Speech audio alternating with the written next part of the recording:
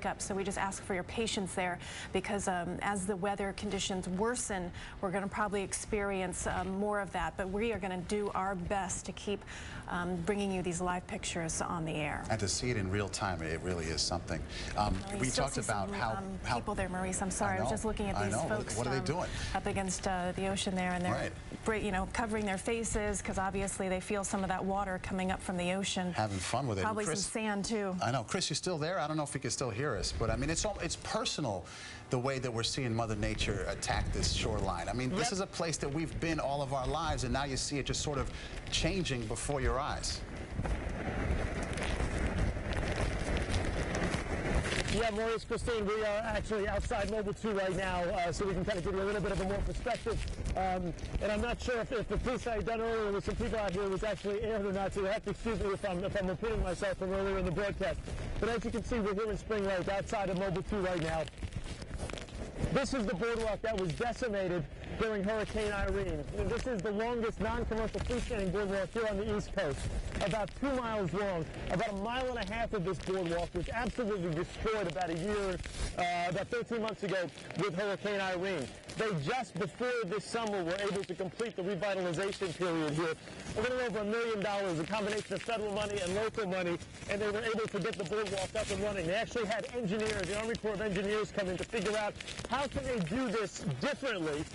So unlike Irene, for future hurricanes, I don't think they felt there would be one a little over a year later if this boardwalk would withstand. Now, as you can see, I don't know if maybe you saw a second ago behind me, the water came under the boardwalk.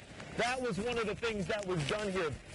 When Irene, the storm surge came on board, the planks were moved off their moorings, and that's basically what happened. This beautifully straight boardwalk was in pieces. If you remember the pictures, it just looked like if someone had just blown up the entire boardwalk. All it was wood planks everywhere. Now it's perfectly straight again. So many people are so worried about the condition of this boardwalk for tomorrow. I was talking to the police earlier, and they said it's going to be really bad. What you can see here, if you kind of come off through the front here, Eddie, they moved a portion of the boardwalk out of the way. They had some payloaders that they had brought down on the beach to kind of bring some of the burns up and also get some of the heavy equipment out to help protect this. But also, we're still talking about it's not even high tide yet.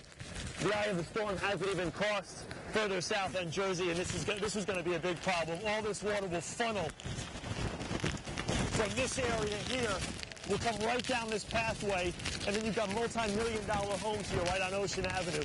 And, of course, a number of people that have kind of stuck around. Why are you staying around here, if you don't mind me asking? Because it's fun. Do you think this is fun? No, I mean, this is serious stuff, though. I know a lot of people out are taking pictures, but do you have a plan to get out of here? Oh, yeah. We don't live around here, so we just came into... Okay, you're from Tom's River, just came down to check it out. Well, we probably advise you to probably get going sooner than later, because as you can see, you can continue to see the water coming underneath the boardwalk. And again, I don't mean to go on too much about this, but what happened, I've lost my earpiece. What happened during Irene, guys, they were able to salvage most of the boardwalk because the surge was quick and then it went back out to sea. It didn't take the entire boardwalk out to sea. Therefore, they were able to salvage significant portions of it, which aided the recovery period. They were able to rebuild it a lot quicker. And for the residents here of Spring Lake, it means so much to them. And people are very nervous that this will be actually swept out to sea. So we're going to see what happens as the storm comes tomorrow morning. You see this now. It may not be the same picture when we come back to you tomorrow from this spot in Spring Lake. Live with Mobile 2, I'm Chris Wragge. Let's go back to you. Okay, Chris, thank you so much. You know, we both have kids, right? And my 4-year-old asked me, what's stronger than water? I don't have an answer.